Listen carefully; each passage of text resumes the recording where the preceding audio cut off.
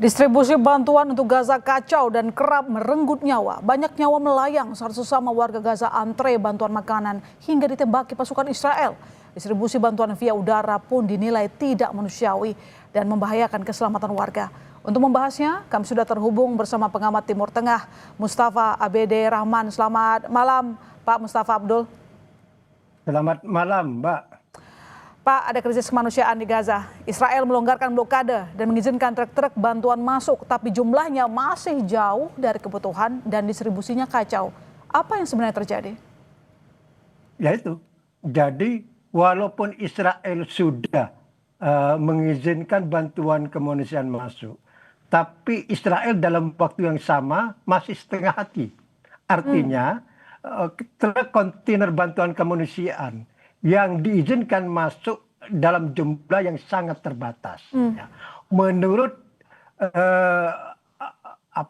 Kementerian Penerangan Palestina, bahwa truk kontainer bantuan kemanusiaan yang harus masuk ke jalur Gaza dan memadai untuk mengatasi bencana kemanusiaan di Gaza itu minimal sekitar 500 sampai 600 truk kontainer kemanusiaan yang masuk setiap hari. Ya. Tapi kenyataannya yang terjadi selama ini, ya, yang diizinkan oleh Israel hanya 50 sampai 70 truk kontainer bantuan kemanusiaan. Artinya masih jauh dari memadai. Maka kalau terjadi bencana kemanusiaan, kalau terjadi kekacauan, penjarahan dan lain sebagainya, ini akibatnya adalah karena Israel hanya memberi izin masuknya bantuan kemanusiaan tersebut dalam jumlah yang sangat terbatas. Artinya, kalau dari penjelasan Anda saya tangkap, Anda melihat bahwa Israel memang sengaja dibalik kekacauan sistem distribusi bantuan untuk Gaza. Betul.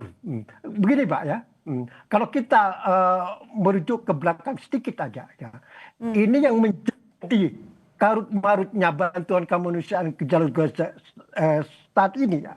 Ini kan sejak Amerika dan Israel mengambil alih kendali proses bantuan kemanusiaan ke jalur Gaza dari PBB dan lembaga internasional lainnya. Dan itu dimulai sejak tanggal 27 Mei tahun 2025. Jadi sejak tanggal 27 Mei 2025 Amerika bekerja sama dengan Israel mengambil alih proses bantuan kemanusiaan tersebut, dan Amerika membentuk apa yang namanya Yayasan Kemanusiaan Gaza atau Gaza Humanitarian Foundation, gitu ya. Itu yang dibentuk oleh Amerika dan didukung penuh oleh Israel. Nah, Yayasan Kemanusiaan Gaza itu kemudian membangun 4 posko saja di Gaza, ya, dan semuanya ada di jalur Gaza Selatan. Nah, setiap posko itu hanya mampu menangani 300.000 warga Gaza. Kalau 4 posko, 300 kali 4 kan berarti 1,2 juta. Padahal penduduk jalur Gaza itu 2,3 juta. Berarti lebih dari 1 juta atau 1,1 juta ini pasti tidak mendapat bagian dari bantuan kemanusiaan tersebut. Ini dikritik penuh oleh PBB dan Mesir sejak awal bahwa konsep ini akan gagal, dan ini yang terjadi sekarang. Ya, dan termasuk juga kalau kita lihat pengiriman bantuan ke sana, termasuk juga via udara, ternyata justru memakan korban. Ada apa di balik ini, Pak Mustafa?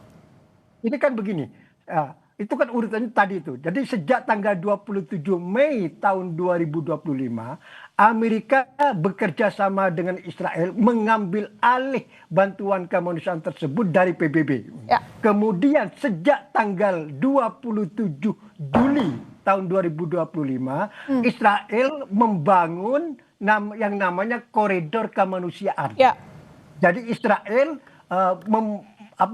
mengeluarkan izin bagi masuknya kontainer bantuan kemanusiaan tersebut ke Gaza, walaupun kenyataan di lapangan itu sangat terbatas. Akhirnya ya, beberapa negara seperti Uni Emirat, kemudian Jordan, Prancis dan seterusnya menerjunkan bantuan kemanusiaan itu dari udara, Ya. karena yang dari darat itu aksesnya sangat dibatasi oleh Ya. Israel.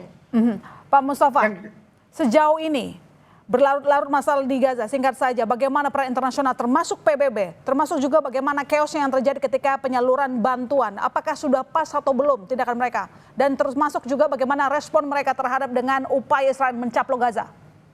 Ya, ini apa rencana Israel sekarang seperti dikatakan tadi akan mencaplok Gaza, ini akan semakin menimbulkan bencana kemanusiaan.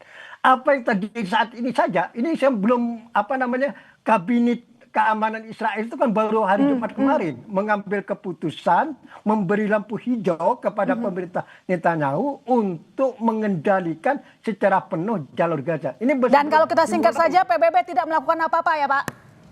Ya, PBB itu hanya menyerukan saja, Oke. tapi tidak pernah didengar oleh Israel gitu loh.